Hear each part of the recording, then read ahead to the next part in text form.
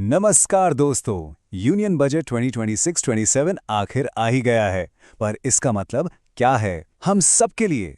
चिंता मत कीजिए, इस एक्सप्लेनर में हम सारी सरकारी भाषा को साइड में रखेंगे और बिल्कुल आसान शब्दों में समझेंगे कि इस बजट के बड़े अनाउंसमेंट्स आपकी जेब, आपके बिजनेस और देश के फ्यूचर पर कैसे असर डालेंगे। तो देखिए, हर बजट के पीछे एक सोच होती है, एक विजन होता है। और इस बार फाइनेंस मिनिस्टर निर्मला सीतारमण जी का पूरा फोकस है विकसित भारत पर। उनका कहना है कि मकसद सिर्फ इकॉनमी को आगे बढ़ाना नहीं है, बल्कि ये इंश्योर करना है कि तरक्की का फायदा देश के हर किसान तक, हर युवा तक, हर गरीब और महिला तक पहुंचे।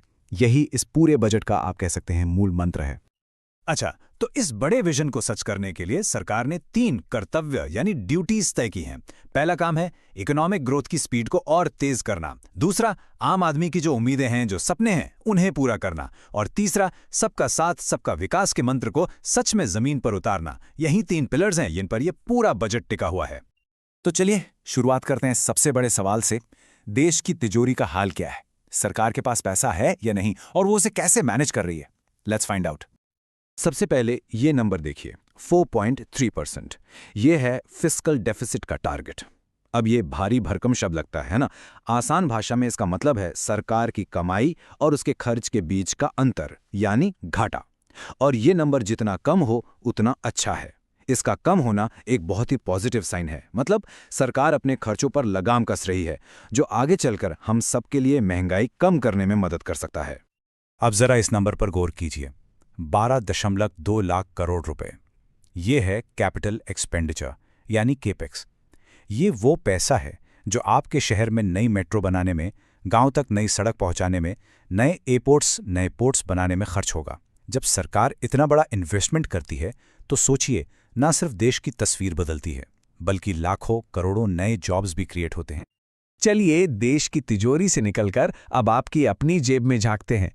ये वो सेक्शन है जिसका आई नो आप सबको बेसब्री से इंतजार था। तो इस बजट में आपके लिए, मेरे लिए, हम सबके लिए क्या है, आइए देखते हैं।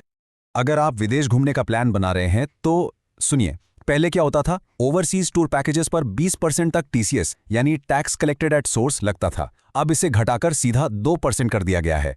इसका मतलब साफ है, आपका अगला इंटरनेशनल ट्रिप अब काफी सस्ता होने वाला है। ये एक बड़ी राहत है। और सुनिए, राहत यहीं खत्म नहीं होती। जल्दी से देखते हैं और क्या क्या है। एक नया और सिंपल इनकम टैक्स एक्ट आ रहा है 1 अप्रैल 2026 से। अगर मोटर एक्सीडेंट क्लेम से कोई इंटरेस्ट मिलता है तो उस पर अब कोई टैक्स नहीं लगेगा। टैक्स रिटर्न रिवाइज करने का टाइम भी बढ़ा दिया गया है।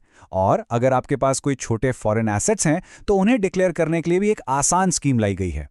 इन सब का मकसद टैक्स सिस्टम को आसान और टैक्स पेयर फ्रेंडली बनाना है। टैक्स की बात हो गई। अब आते हैं उस मुद्दे पर जो देश के फ्यूचर के लिए सबसे जरूरी है, जॉब्स और बिजनेस। इस बजट में एमएसएमईज यानी छोटे उद्योगों और मेक इन इंडिया को आगे बढ़ाने के लिए क्या खास है? तो सरकार एक बहुत ही इंटरेस्टिंग कॉन्सेप्ट लाई है जिसे नाम दिया है चैंपियन एमएसएमईज।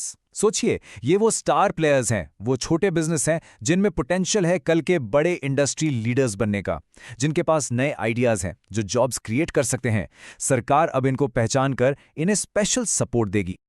और सिर्फ बातें नहीं, इन चैंपियन एमएसएमईज को सपोर्ट करने के लिए 10,000 करोड़ रुपए का एक नया एमएसएमई ग्रोथ फंड भी बनाया गया है। इस फंड से सरकार इन कंपनीज में पैसा लगाएगी, उन्हें हिस्सेदार बनाकर आगे बढ़ने में मदद करेगी। ये छोटे बिजनेस के लिए एक रियल गेम चेंजर हो सकता है। अब बात करते हैं मेक इन इंडिया की। यहां भी एक जबरदस्त पुश देखने को मिल रहा है। देखिए, फार्मा सेक्टर को हब बनाने के लिए 10,000 करोड़ की बायो फार्मा शक्ति स्कीम, मोबाइल फोन के चिप्स देश में बने उसके लिए India semiconductor mission 2.0, electronics, container, यहां तक कि स्पोर्ट्स का सामान बनाने के लिए भी अलग से इनिशिएटिव। मतलब साफ है, फोकस है आत्मनिर्भरता पर। तो हमने पैसों की बात कर ली, बिजनेस की बात कर ली। अब आइए देखते हैं कि कल का भारत कैसा होगा, यानी इंफ्रास्ट्रक्चर, टूरिज्म और एजुकेशन के फ्रंट पर क्या बड़े अनाउंसमेंट्स हुए हैं। रेडी हो जाइए, इंडिया की स्पीड बढ़ने वाली है। 7, जी हां, 7 नए हाई स्पीड रेल कॉरिडोर्स का प्लान है। इमेजिन कीजिए, मुंबई से पुणे, दिल्ली से वाराणसी, हैदराबाद से बेंगलुरु बुलेट ट्रेन से। यह सिर्फ ट्रैवल टाइम कम नहीं करेगा, बल्कि पूरे देश की इकोनॉमी को एक दूसरे से जोड़ देगा। ये एक क्रांति है, अ ट्रू रेवोल्यूशन। और विकास सिर्फ बड़े शहरों तक सीमित नहीं है। अब फोकस टीयर 2, टीयर 3 शहरों और मंदिर नगरियों पर भी है। टूरिज्म बढ़ाने के लिए नेशनल इंस्टीट्यूट ऑफ हॉस्पिटैलिटी बन रहा है। लोथल और सारनाथ जैसे हमारे 15 ऐतिहासिक स्थलों को एक नया रूप दिया जाएगा। और एजुकेशन के लिए 5 नई यूनिवर्सिटी टाउनशिप्स और हर जिले में लड़कियों के लिए हॉस्टल।